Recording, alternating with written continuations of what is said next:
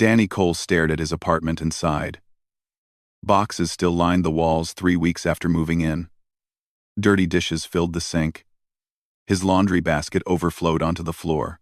He worked from home as a software engineer, and somehow that meant his living space had become his office, his bedroom, and his mess all at once. He opened his laptop and searched for household help. Robot assistants had become affordable since Earth joined the Galactic Commerce Network 5 years ago. Danny had never met an alien in person, but alien technology had changed everything. Robot maids, automated cleaners, AI assistants. All of it was cheaper now thanks to galactic trade. Danny found a basic model on sale. The advertisement showed a sleek silver robot with a friendly display screen for a face. It could clean, organize, and even cook simple meals. The price was reasonable, especially with the discount code. He clicked the purchase button without reading all the details. The delivery would arrive in 2 days. 2 days later, Danny sat at his desk, writing code when his doorbell chimed. He glanced at his watch. Right on time. He walked to the door and pressed the button to accept the delivery. The door slid open. A large white pod sat in the hallway. It looked like an oversized egg made of smooth plastic. Danny had seen these before in videos. Delivery pods could transport items across continents in hours. He pressed the release button on the side. The pod split open with a hiss of air. Danny expected to see a robot folded inside. Instead, a girl stumbled out and fell to her knees on his floor. She was not human. Danny stepped back in shock. The girl looked up at him with large golden eyes that seemed too big for her face. Soft feathers covered her head instead of hair, forming a crest that lay flat against her skull. More feathers ran down her arms. Her skin was pale blue, and her fingers ended in small claws. She wore a simple gray uniform that hung loose on her thin frame. She was shaking. "Wait," Danny said, holding up his hands. "There's been a mistake. I ordered a robot." The girl stared at him and spoke in a language he did not understand. Her voice was high and musical, but Danny heard the fear in it. She clutched a small device in her hands, pressing buttons on it frantically. "I don't understand," Danny said. He pulled out his phone and opened a translation app. "Do you speak English?" The girl pressed more buttons on her device. A robotic voice came from it. Broken and glitching. "Transport wrong. Not supposed here. Training facility. Embassy. Not private home." Danny felt his stomach drop. "You were supposed to go somewhere else?" The girl nodded quickly. Her crest rose slightly, the feathers trembling. "Yes. Training. Cultural liaison work. Pay family debt. Not private service." Okay, Danny said, trying to sound calm even though his mind was racing. "Let me contact the delivery company. We'll fix this." He grabbed his laptop and pulled up his order history. He found the delivery company's contact page and tried to call. An automated voice answered, telling him to press buttons for different options. None of the options were for "received an alien" instead of a robot. He tried the general inquiry line. "Your wait time is approximately 45 minutes, the automated voice said. Danny looked at the girl. She had not moved from her spot near the door. She looked ready to run. "I'm Danny," he said slowly, pointing to himself. "What's your name?" The girl pressed buttons on her translator. "Lyra." "I am Lyra." "Valurian." "Valurian," Danny repeated. "Is that your species?" Lyra nodded. She spoke again, and her translator struggled to keep up. "From planet Valur, low-gravity world, sent to Earth for work contract. 5 years. Help family pay debt after storm destroyed home." Danny felt a cold anger building in his chest. 5 years? You're under contract for 5 years? "Yes." Company said, "Good job. Training. Safety. But this not right. Your home. Not embassy. You not. Supervisor." Danny looked back at his laptop screen. He canceled the hold music and started searching for the delivery company's business registration. What he found made his anger grow hotter. The company had dozens of complaints filed against it. Missing shipments, damaged goods, But buried in the reviews, he found something worse. 3 people had reported receiving incorrect biological cargo. One review mentioned an alien worker who disappeared after delivery. "Lyra," Danny said carefully, "do you have any paperwork? Documents about your contract?" Lyra tapped her translator and pulled up a document on its small screen. She held it out to Danny with a shaking hand. Danny took the device and read through the contract. His translation app helped with the parts in other languages. The contract was legal garbage. It called Lyra a service provider, but listed her as cargo in the shipping manifest. The pay was almost nothing. The terms gave the company complete control over where she worked and what she did. "This is trafficking," Danny said quietly. "They're trafficking people." Lyra did not understand the word. Her translator could not find a match. Danny looked at her. She was young, probably barely an adult by any species standards. She was small, fragile-looking, and terrified. She was sitting on his floor because some company had shipped her like a package to the wrong address, and if he sent her back, she would disappear into a system designed to exploit her. "Listen," Danny said, moving slowly so he would not scare her. He sat down on the floor across from her, making himself less threatening. "I'm not going to send you back to them." Lyra's eyes widened. "But contract. I must work. Family debt. Your contract is with criminals," Danny said. "They lied to you. This isn't legal work. This is slavery." The translator struggled with the last word, but Lyra seemed to understand. Her feathers flattened completely against her head. "What I do? Cannot go home. No money. Company owns debt." "No," Danny said firmly. "No one owns you. I don't care what the contract says. You're a person, not property." Lyra stared at him like he had said something impossible. "Look," Danny continued, "I have a spare bedroom. You can stay here while we figure this out. I'll find a lawyer. We'll fix your contract situation. But I'm not letting them take you." "Why?" Lyra's voice was barely a whisper through the translator. "You not know me. Why help?" Danny thought about that. Why was he helping? He had just wanted a robot to clean his apartment. Now he was offering to fight a galactic corporation for an alien he had met 5 minutes ago. "Because it's the right thing to do," he said finally. "Where I come from, we don't let people get treated like this. Not if we can help it." Lyra was quiet for a long moment. Then she spoke again. "Humans are Deathworlders.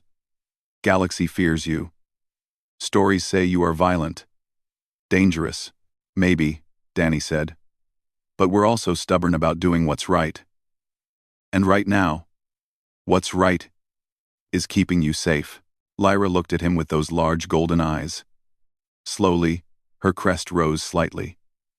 Danny did not know much about Valyrian body language, but he thought it might be a sign of trust. "Okay," Lyra said through her translator. "I stay. But dangerous for you. Company will come." "Let them come," Danny said. He stood up and offered Lyra his hand. She looked at it, then carefully placed her small clawed hand in his. He helped her to her feet. She weighed almost nothing. Danny realized with a jolt that she came from a low-gravity world. Everything on Earth must feel heavy to her. Even standing must be exhausting. "Come on," he said gently. "Let me show you the spare room. You need to rest." As he led Lyra deeper into his apartment, Danny pulled out his phone with his other hand. He texted his friend Kate, a paralegal who owed him several favors.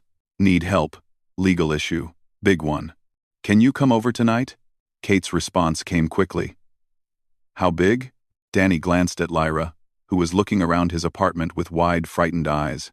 "Galactic trafficking big," he typed back. There was a long pause. Then, "I'll be there in an hour. Don't do anything stupid before I arrive." Danny smiled grimly. Too late for that. He had already decided to fight a corporation that operated across multiple star systems. He had already promised protection to an alien he barely knew.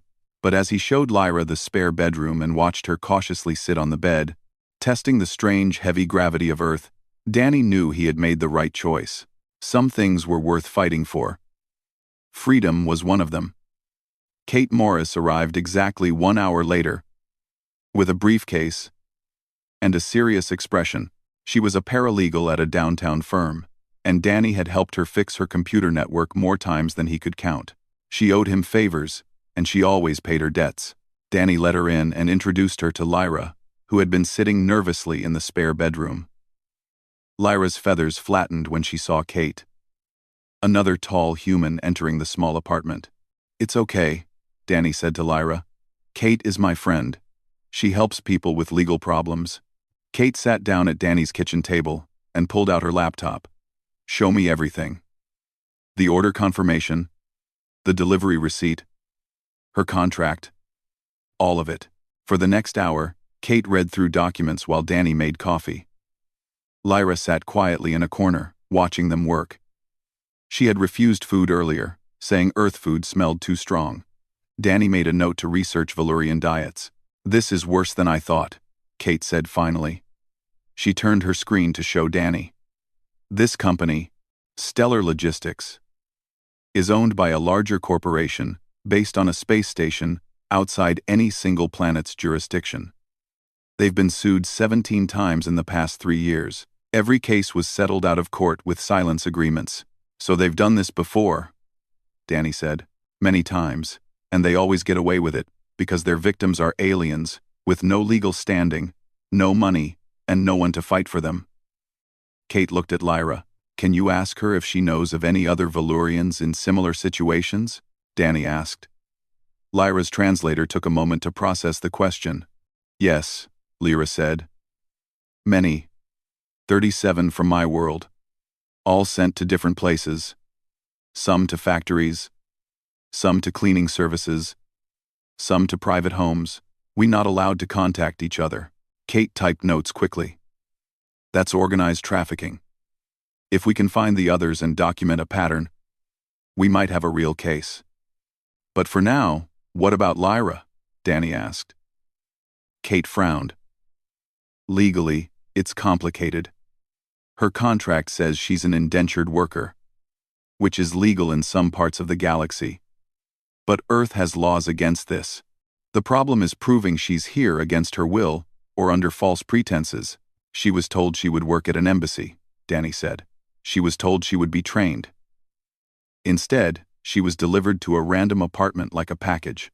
That's our angle," Kate said. "Fraud and misrepresentation.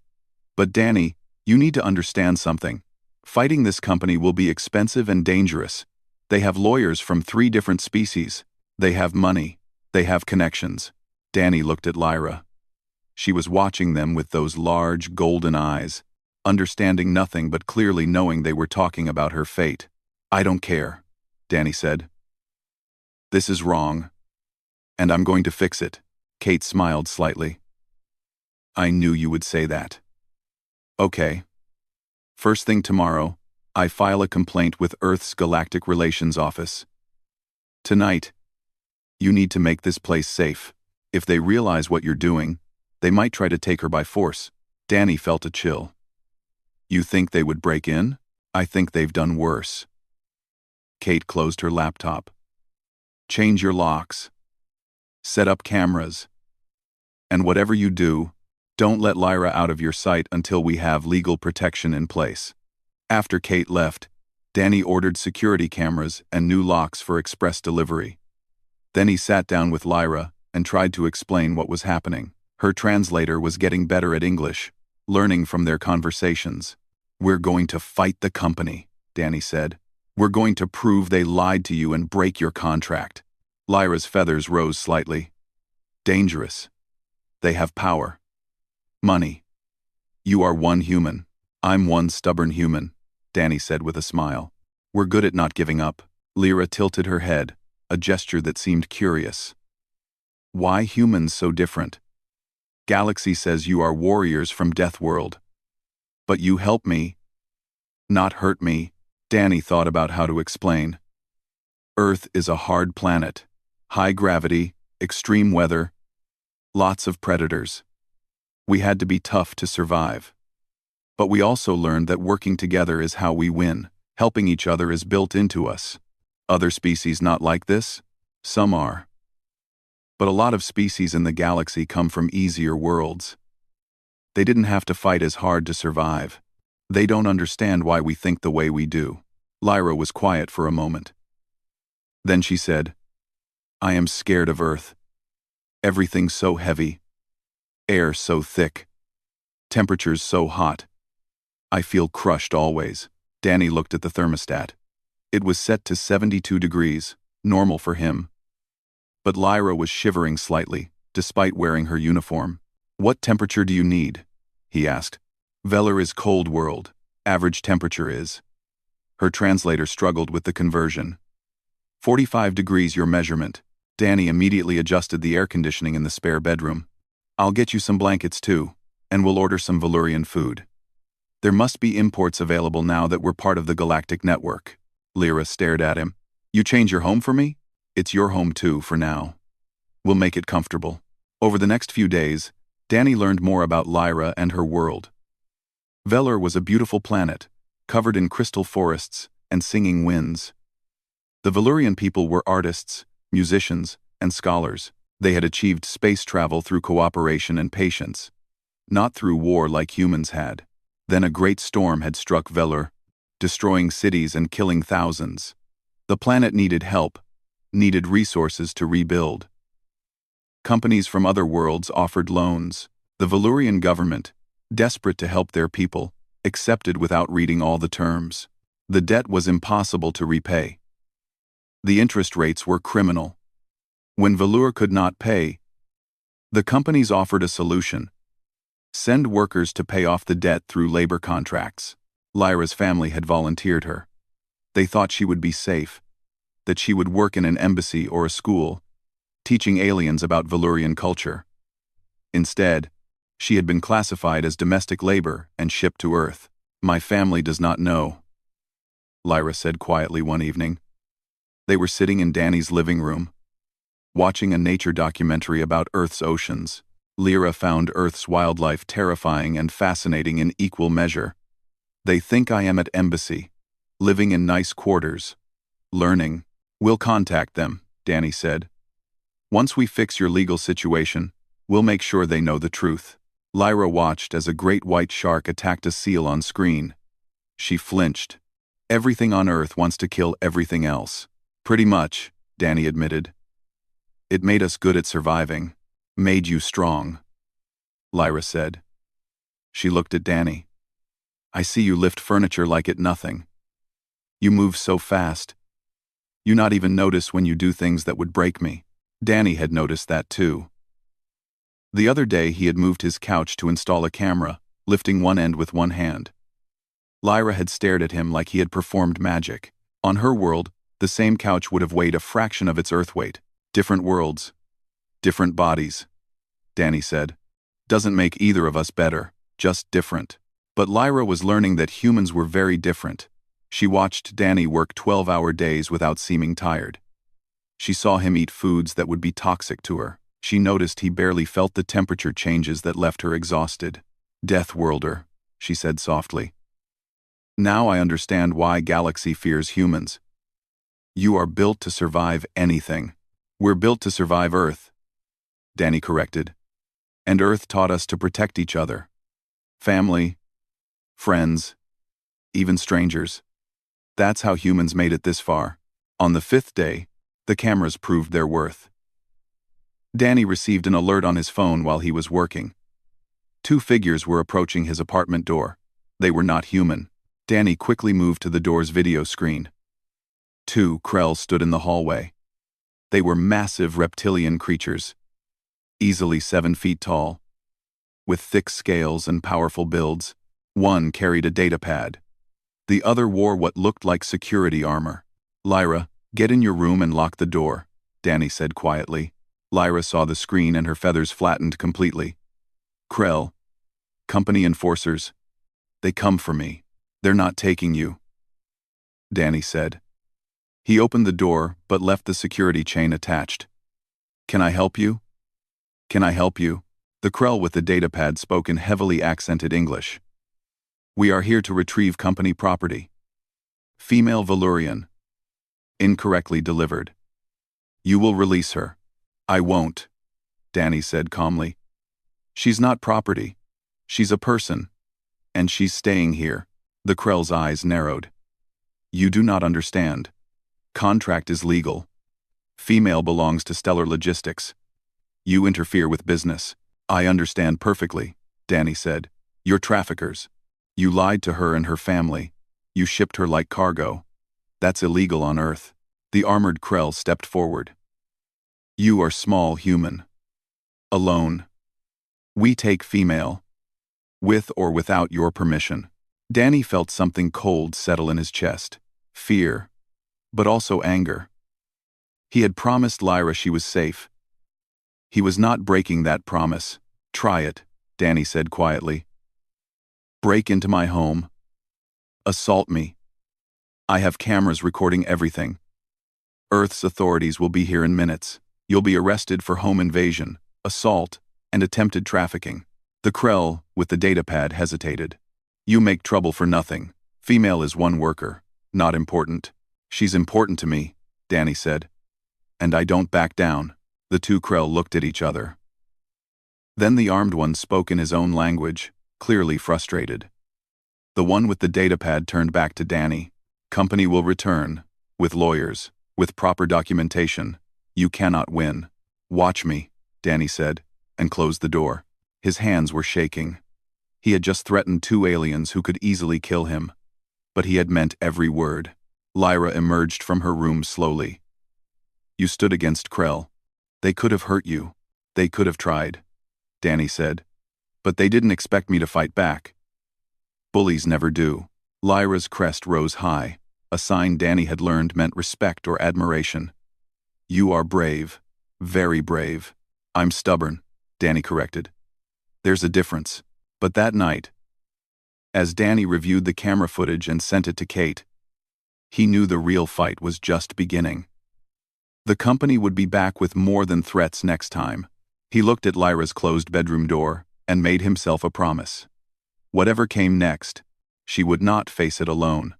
Kate arrived early the next morning with news. She had filed formal complaints with 3 different Earth agencies: the Galactic Relations Office, the Department of Labor, and Human Rights Watch, which had recently expanded to include alien workers. The good news is they're all taking this seriously, Kate said, spreading papers across Danny's kitchen table. The bad news is, the company responded within 2 hours with their own legal team. They're claiming you're kidnapping Lyra. Danny nearly dropped his coffee mug. Kidnapping? She came to me by mistake. I know. But they're spinning it that you're holding her against her will and preventing her from fulfilling her legal contract. Kate pulled up an email on her laptop. They're demanding either her immediate return or a court hearing. Then we'll go to court, Danny said. That's what I told them you would say. Kate smiled slightly. Hearing is set for 2 weeks from now. Earth's Galactic Arbitration Court. Lyra had been listening from her usual corner, her translator working to keep up. What is court? Danny turned to her. It's where we prove you were lied to, where we show the contract is fake and you should be free. But what if we lose? Lyra's voice was quiet. Kate answered before Danny could. Then we appeal, and we keep fighting until we win. Over the following days, Danny and Kate prepared their case. They interviewed Lyra for hours, documenting every detail of her experience. How the recruiters had come to Valur, promising good jobs. How they showed pictures of clean facilities and happy workers. How they never mentioned the reality of being classified as cargo and shipped to strangers. Danny also started researching online, looking for other cases like Lyra's. What he found made him sick. Dozens of aliens had gone missing after signing contracts with Stellar Logistics and its parent companies. Most were from poor worlds, desperate for work. None had been heard from again. He found a forum where people shared stories of exploitation. One post was from a human who claimed their neighbor had received an alien worker and was treating them like a slave. The poster had tried to report it, but the company claimed it was legal under galactic commerce law. Danny showed the forum to Kate. We need to find these other victims. If we can show this is a pattern, not just one mistake, we have a real case. Already on it, Kate said. She had contacted several human rights organizations. They're putting me in touch with people who might be able to help. But Danny, you need to prepare yourself. This is bigger than one case. If we win, we could expose an entire trafficking network. Good, Danny said. Then let's expose it. Meanwhile, Lyra was adjusting to life in Danny's apartment. She still found Earth overwhelming, but small things were getting easier. Danny had ordered special Valurian food supplements that made Earth food more tolerable for her. He had also bought lighter versions of common household items so she could move around more easily. One afternoon, Danny found Lyra trying to open a jar of jam. Her small, clawed hands could not grip it hard enough. She looked up at him with frustration in her golden eyes. "May I?" Danny asked. Lyra handed him the jar. Danny twisted the lid off with barely any effort.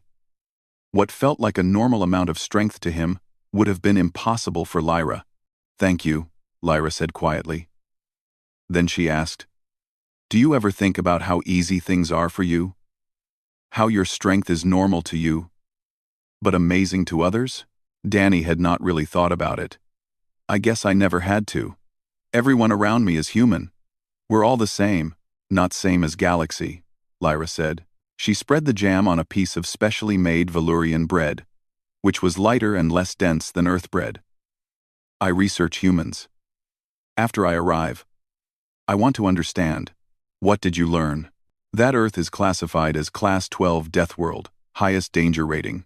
Most species cannot survive there, even with protection." Lyra paused. "Humans are only species that evolved on Class 12 world and reached space travel. Other species think you are miracle, or mistake. We're stubborn," Danny said, echoing his earlier words. "Earth tried to kill us, and we said no." Lyra's translator took a moment with that phrase.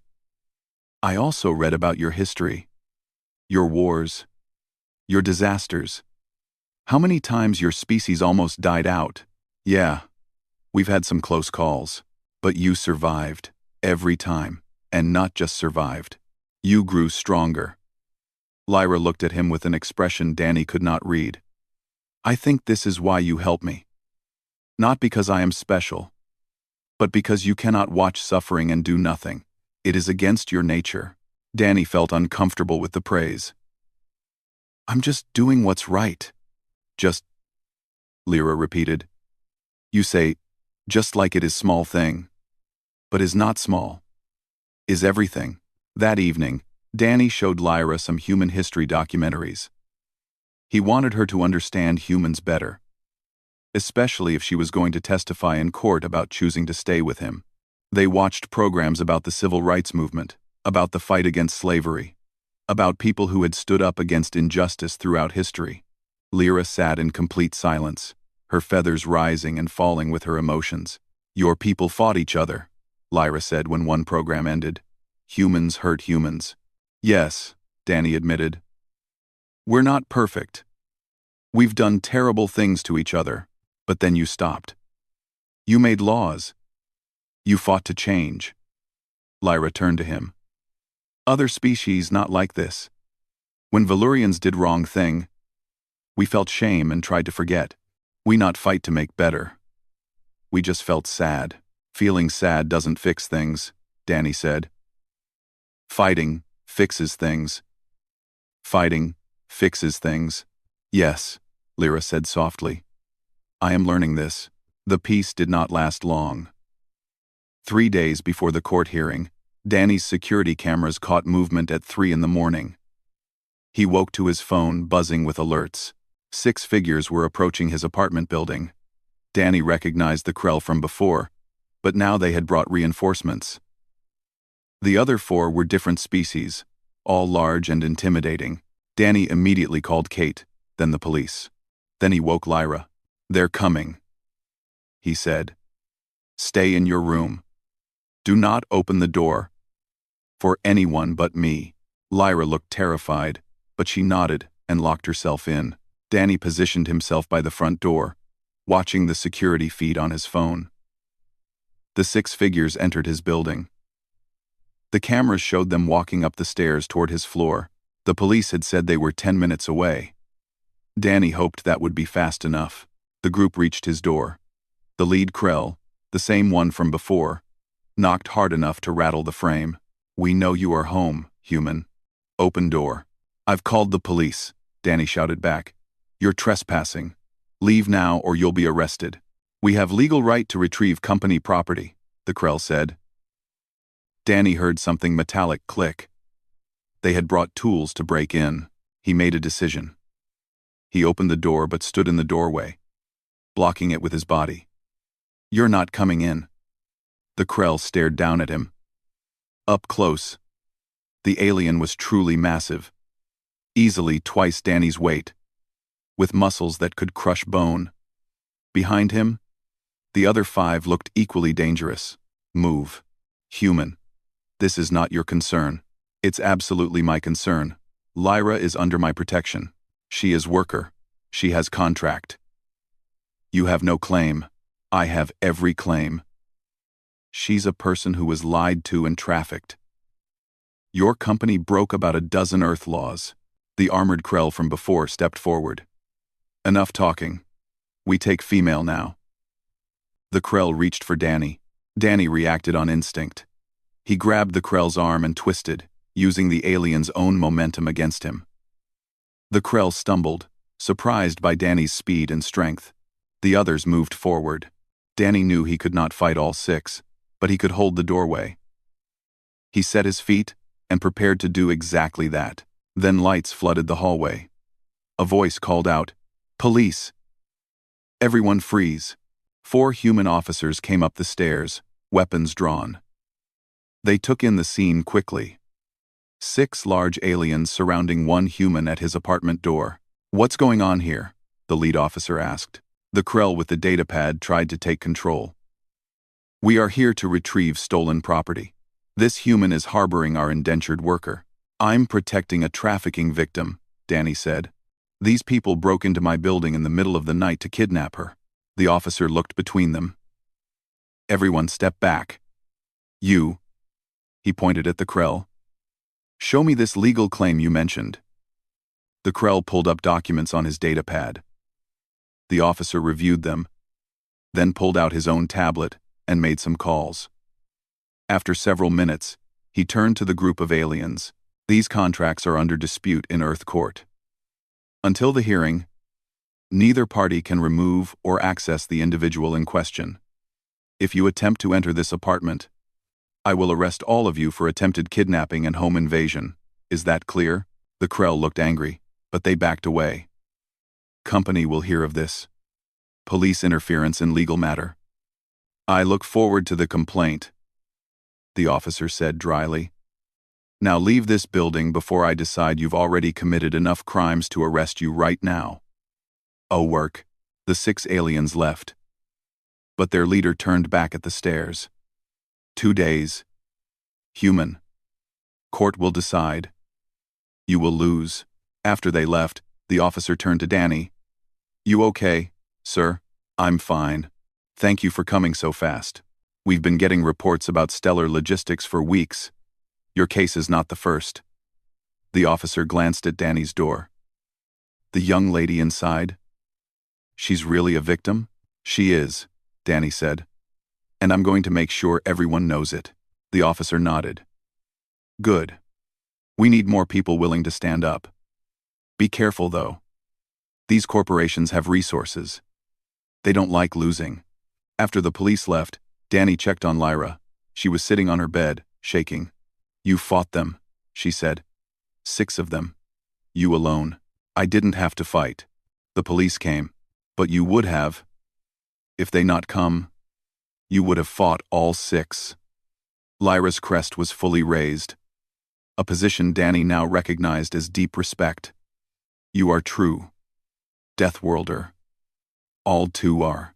Galaxy right to fear humans, but wrong about why." "What do you mean?" "They think you dangerous because you strong. Because you can hurt them." Lyra stood up. her golden eyes meeting Danny's. But real danger is you cannot be scared away from what is right. You cannot be bought. You cannot be threatened. That is what makes humans dangerous to evil. Danny felt his throat tighten. I'm just trying to help. No, Lyra said firmly. You are changing galaxy. One person at a time. The courthouse was not what Danny expected. The Galactic Arbitration Court was located in a special building designed to accommodate multiple species. The ceilings were high, the doors were wide, and the temperature controls allowed different zones for different beings. Danny walked in with Lyra and Kate. Lyra wore a formal Valurian outfit that Kate had helped her order online. It was made of light blue fabric that matched her skin, with careful cuts that did not interfere with her feathers. She looked nervous but determined. Remember, Kate said quietly as they walked to their assigned room. Tell the truth. Answer the questions simply. Do not let them make you angry or scared. Lyra nodded, her translator device pinned to her collar for the court to hear. Inside the courtroom, Danny saw the opposition for the first time. Stellar Logistics had sent 3 lawyers. A human, a Krell, and a species Danny did not recognize with too many eyes and silver skin. They sat behind a polished table with tablets and documents stacked high. Kate had only herself and one assistant from the Human Rights Organization. The difference in resources was obvious. The judge was human, an older woman named Patricia Holland, who had worked in galactic law for 20 years.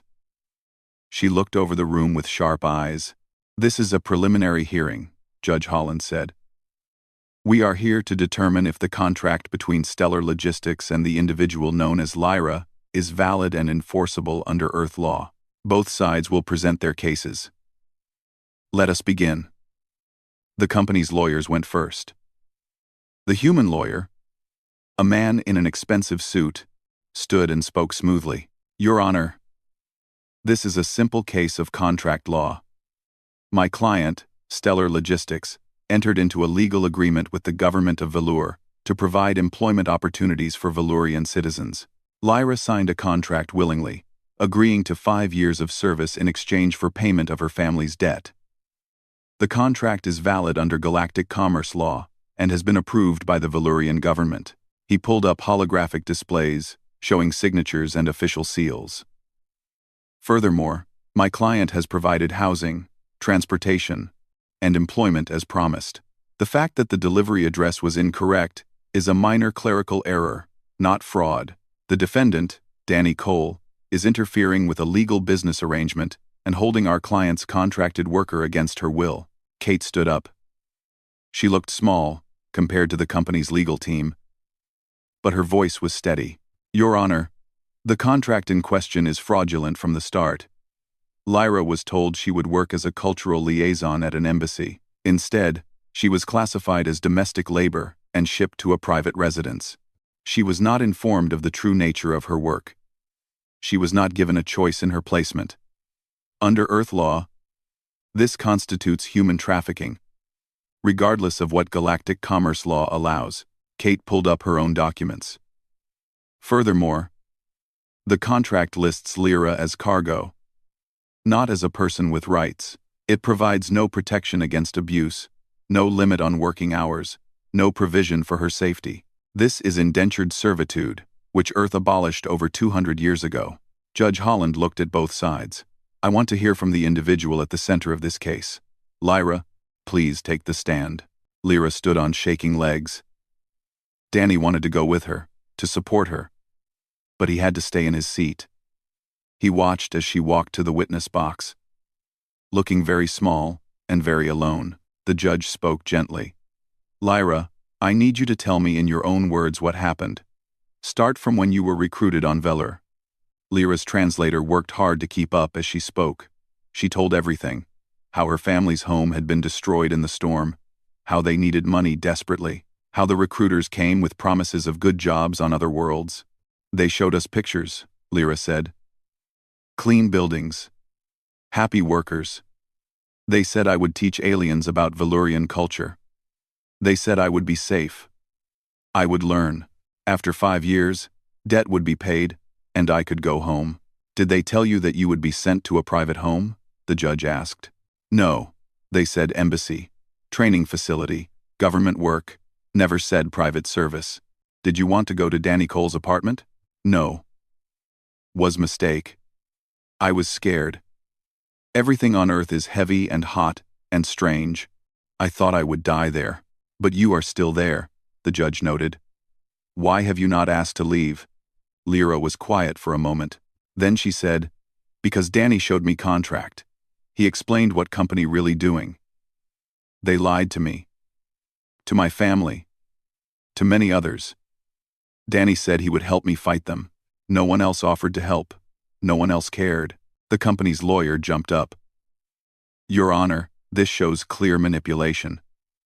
Danny Cole has convinced this young alien that her legal contract is fraudulent when it is not. He is the one lying to her. I will ask the questions, Judge Holland said sharply. She turned back to Lyra. Has Danny Cole ever hurt you? Has he forced you to stay? No. Lyra said immediately. He changed his home for me. Made it cold like I need. Bought food I can eat. Gave me my own room. Protected me when company sent Krell to take me. Tell me about that incident. Lyra described the night the enforcers came, how Danny stood in the doorway alone against 6 armed aliens, how he called the police, how he told her she was safe. He could have let them take me, Lyra said. Would have been easy. No trouble for him. But he said no person is property. He said freedom is worth fighting for. He taught me that being scared is not same as being helpless. The judge made notes. Then she asked, if I rule that your contract is valid and you must return to Stellar Logistics, what do you think will happen to you? Lyra's feathers flattened completely. They will send me somewhere. No one can find me. I will disappear like others. No one will know where I am, or if I am safe. My family will never hear from me again. That is speculation, the company lawyer objected. Is it? Kate stood up again. Your Honor, I have documentation of 37 other Valurians who signed similar contracts. 17 of them have not been heard from in over a year. Their families do not know where they are. Stellar Logistics refuses to provide their locations, citing privacy clauses in the contracts. She displayed a list of names and dates. This is not one clerical error. This is a system designed to exploit vulnerable aliens and hide the evidence. The company's Krell lawyer spoke for the first time, his voice deep and rumbling. These are legal contracts under galactic law. Earth cannot simply ignore galactic commerce regulations. Earth can and will protect anyone within its borders from slavery, Judge Holland said coldly. Galactic law does not override human rights, not on this planet. The hearing continued for 3 more hours. The company presented their case, showing the signatures, the payment transfers, the official approvals from Valur's government. Kate countered with testimony from other aliens who had escaped similar contracts, with expert analysis showing the contracts were designed to trap workers, with evidence of the company's past violations. Finally, Judge Holland called for a recess. I will review all evidence and issue a ruling tomorrow morning. Until then, Lyra will remain in Danny Cole's custody with police protection. Court is adjourned. Outside the courthouse, reporters were waiting. News of the case had spread quickly through Earth's media. A human fighting a galactic corporation to free an alien worker was exactly the kind of story people wanted to hear. Danny tried to avoid the cameras, but one reporter called out, Danny, why are you doing this? What do you get out of helping her? Danny stopped and looked at the camera. I am not getting anything. I am doing this because it is right. Because Lyra is a person who deserves freedom. Because we're better than this. The clip went viral within hours.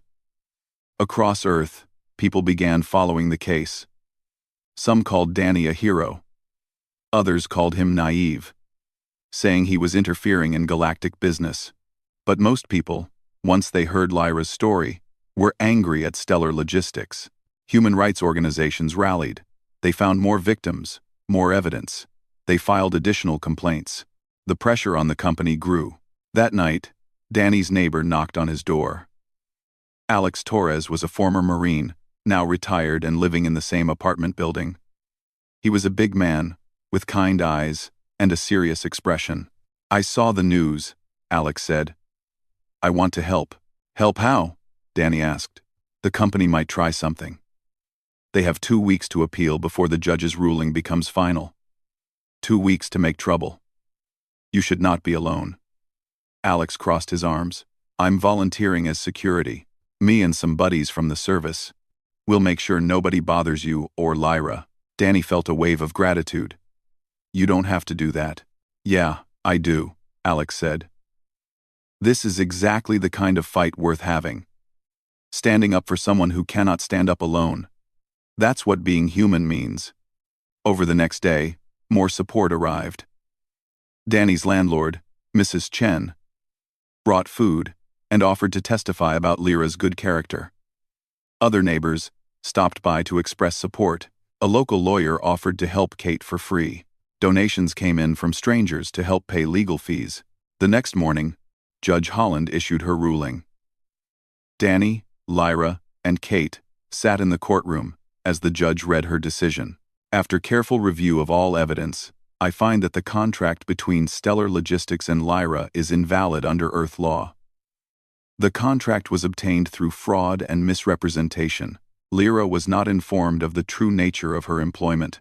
She was classified as cargo rather than as a worker with rights. Furthermore, the terms of the contract constitute indentured servitude, which is illegal on Earth. Danny felt Lyra grab his hand. Her claws dug in slightly, but he did not mind. Therefore, Judge Holland continued, I rule that Lyra is free from any obligation to Stellar Logistics. Her debt is voided. She is granted immediate asylum on Earth and may choose her own path forward. Additionally, I am referring this case to the Federal Bureau of Investigation for criminal investigation into Stellar Logistics business practices. The courtroom erupted. Kate was smiling. Lyra was shaking, her feathers rising and falling rapidly. Danny felt like he could breathe, for the first time in weeks, but the company's lawyers were already standing. Your Honor, we will appeal this decision to the Galactic High Council. This ruling cannot stand. Judge Holland looked at them calmly. You are welcome to appeal. But while that appeal is pending, my ruling stands. Lyra is free. Outside the courthouse, Lyra stood in the sunlight and spread her arms. The heavy Earth gravity still pressed down on her. But for the first time, it felt like freedom, rather than a burden. I am free, she whispered, her translator carrying the words. You are, Danny agreed. Because of you. Because you were brave enough to fight, Danny corrected. I just helped. Lyra looked at him with her large golden eyes. You did more than help. You changed everything. But even as they celebrated, Danny knew the fight was not over. The company would appeal. They would take the case to the highest court in the galaxy. And Danny would be there, fighting every step of the way, because some things were worth fighting for. Freedom was one of them, and humans never backed down from that fight. The Galactic High Council met on Sanctuary Prime, a massive space station that orbited no planet and belonged to no single species. It was neutral ground, where disputes between worlds were settled and laws were made. Danny had never been in space before. The journey from Earth took 3 days on a passenger transport. He spent most of it staring out the window at the stars, feeling very small and very determined. Kate and Lyra traveled with him. So did Alex Torres, who had insisted on coming as protection. Also joining them was Dr. Helen Park, a xenosociology professor who had agreed to testify as an expert witness. The council chamber was enormous. It was designed to hold representatives from hundreds of species, each with their own seating area adapted to their needs. High-gravity species sat in one section, low-gravity species in another. Aquatic species had special tanks. The room was a testament to diversity, and also to the complexity of making all those different beings work together. Danny felt out of place in his simple suit. Around him were beings in elaborate robes, armor, or nothing at all, if their species did not wear clothes. Some had scales, others had fur, and one species appeared to be made entirely of crystalline structures. The council was made up of 12 judges, each from a different major species. They sat on a raised platform, looking down at the chamber floor, where Danny and the company's lawyers would present their cases. The head judge was a Thaxian, a tall being with purple skin and 4 arms. Her name was Counselor Vexa, and she had a reputation for fairness, but also for following the law strictly. We are here to hear the appeal of Stellar Logistics against the ruling of Earth's Judge Patricia Holland, Counselor Vexa announced in a voice that the translation system carried to everyone present. This case has attracted significant attention. We will hear all evidence and testimony before making our decision. The company's lawyers spoke first. They brought in new evidence, new witnesses, and new arguments. They showed that similar contracts existed across the galaxy and had been upheld by other courts. They argued that Earth was being unreasonable, trying to force its values on the rest of the galaxy. Humans are newcomers to the galactic community, one lawyer said. They do not understand our ways. They see slavery where we see legitimate business.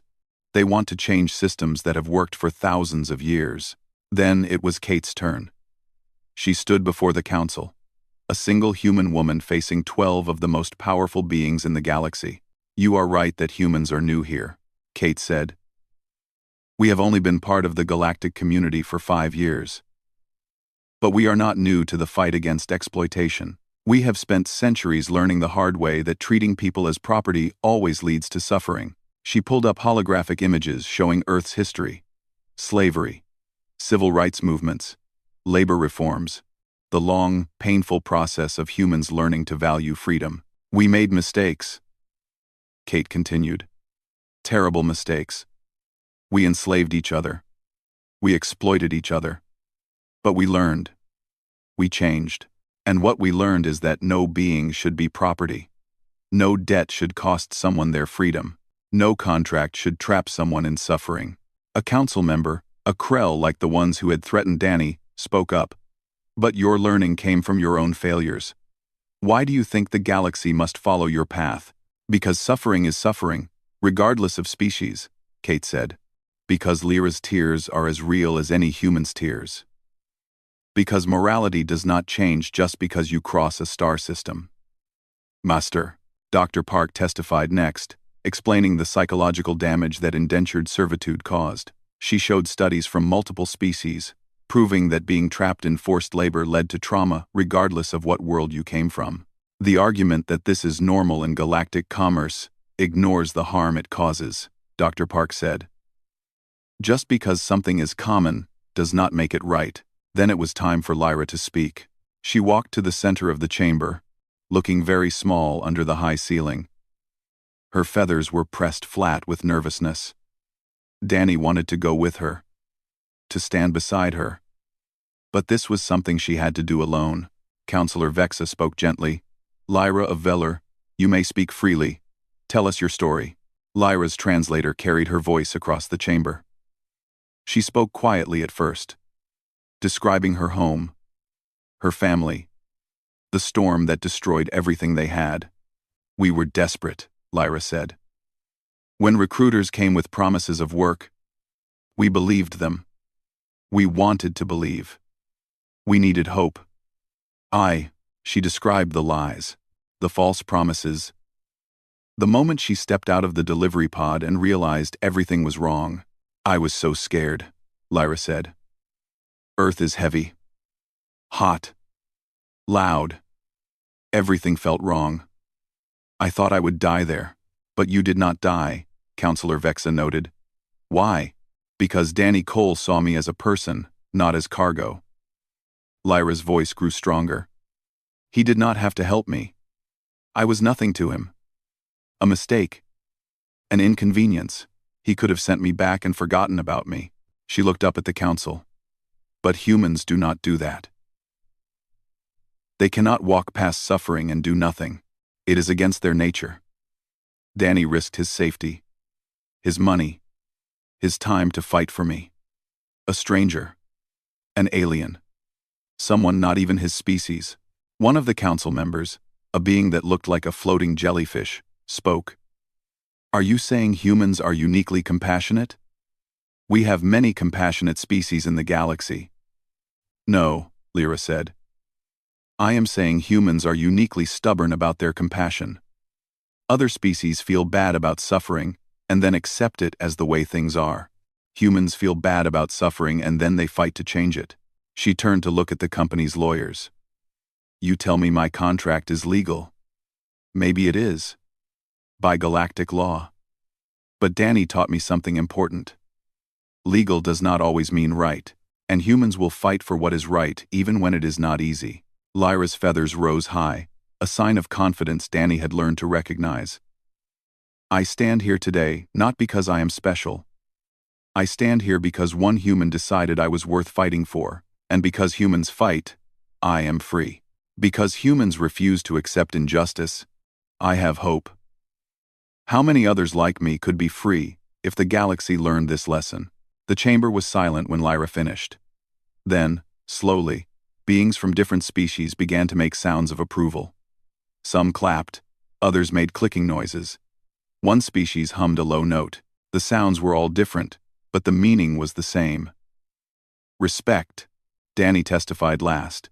He kept it simple, telling the story of the day Lyra arrived, his decision to help her, and everything that followed. I am not a hero, Danny said.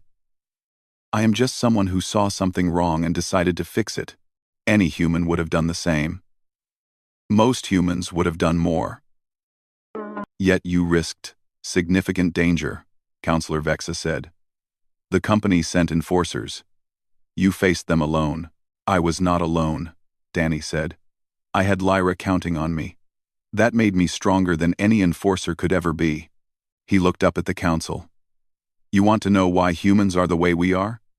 It is because Earth taught us that nothing comes easy. Every day on our planet is a fight to survive, but we learned that fighting alone means dying alone. Fighting together means living together. When I look at Lyra, I do not see an alien. I see someone who needs help. And humans help. That is what we do. The council deliberated for 2 hours. Danny, Lyra, and the others waited in a side room, too nervous to talk much. Finally, they were called back. Counselor Vexa stood to deliver the verdict. The council has reviewed all evidence and testimony. We have debated the merits of both arguments. This decision was not easy, as it touches on fundamental questions about law, morality, and the nature of galactic society. Danny held his breath. However, Counselor Vexa continued, we find that Earth's Judge Holland was correct in her ruling.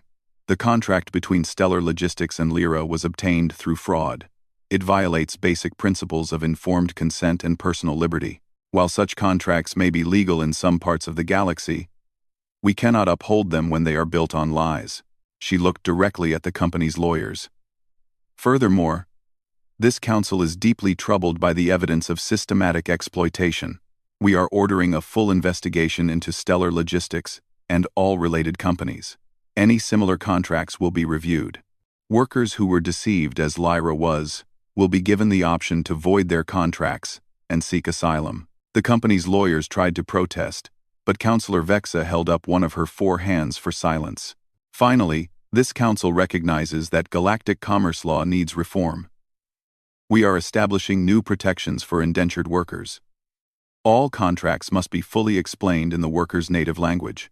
Workers must have access to legal representation. They must have the right to fair treatment and safe working conditions. And they must have the right to void contracts obtained through fraud or coercion. She looked around the chamber. The human representative asked why the galaxy should follow Earth's path. The answer is simple. Because it is the right path. This council rules in favor of Lyra and Danny Cole. The appeal is denied. The chamber erupted in noise. Some species cheered. Others protested. But the decision was final. Danny felt Lyra collapse against him, her small body shaking with relief. We won, she whispered. We actually won. You won, Danny corrected. Your testimony changed their minds. Kate was grinning. This is bigger than one case. They are reforming the laws. This could help thousands of aliens. And she was right. Over the next few months, the impact of the ruling spread across the galaxy. Workers began coming forward, claiming they too had been deceived. The investigation into stellar logistics uncovered a network of exploitation spanning dozens of worlds. The company was shut down, its leaders were arrested, but more importantly, the law changed. The Galactic Workers' Protection Act was passed, giving rights to indentured workers for the first time. Other species began to question their own labor practices. Slowly, change began. 6 months after the ruling, Danny visited Lyra at Earth's Galactic Embassy. She had been offered the job she was originally promised. Cultural liaison. She accepted and had been working to help other Valurians adjust to life on other worlds. "I am training others now," Lyra told Danny as they sat in her office overlooking the city. "Teaching them about humans, about Earth, about how to stand up for themselves." "That's good," Danny said. "You will help a lot of people." "I learned from the best teacher," Lyra said with a small smile. She pulled up a screen showing messages from across the galaxy. Other aliens who had been freed from false contracts. Families reunited. Workers given real jobs with fair pay. All of it traced back to that day when Danny had refused to send Lyra back. One human. One choice. And the galaxy changed, Lyra said softly. That is the real story. Not that humans are strong. Not that humans are dangerous. But that humans cannot see injustice and do nothing. "We just do what is right," Danny said. "Yes," Lyra agreed. "Just." Such a small word for something so powerful. Danny looked out at Earth below, the planet that had shaped humanity into what they were. A hard world that bred stubborn people. People who fought for each other. People who refused to give up. "I still feel bad that you never got your robot made," Lyra said with a hint of humor in her voice. Danny laughed. "I think I got something better. I got a friend. And I got to learn that sometimes the universe makes mistakes that turn out to be exactly right." Lyra's feathers rose high, that gesture of deep respect and affection. The galaxy underestimated humans. They saw warriors from a death world. They did not see heroes with unbreakable principles. "We are just people," Danny said. "No," Lyra said firmly. "You are humans, and the galaxy is better because of it." As Danny left the embassy that day, he thought about the journey that had started with a simple mistake. He had ordered a robot and received an alien girl. He had expected convenience and found purpose. He had been alone and now had friends across multiple species, and somewhere out there, other humans were probably doing the same thing. Seeing injustice and refusing to accept it. Standing up for others. Fighting for what was right, because that was what humans did. Not because they were perfect, but because they tried. Not because they were heroes, but because they cared. The galaxy was learning this lesson, one human at a time. And maybe, Danny thought, that was the real power of humanity, not their strength or their technology, but their stubborn refusal to let the universe break their spirit. They would fight for freedom. They would stand for justice. They would protect the vulnerable, because they were human. And being human meant never giving up on doing what was right, no matter how hard it was, no matter how long it took, no matter who stood in the way. The universe was a big place, full of countless species and cultures. But humanity had brought something new to it. Hope. The hope that things could change, that individuals mattered, that one person standing up could make a difference.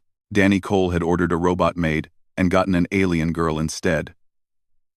That simple mistake had changed laws, freed workers, and reformed an entire galactic system, all because one human had said no to injustice. All because he refused to look away from suffering. All because, in the end, humans were stubborn about the things that mattered most.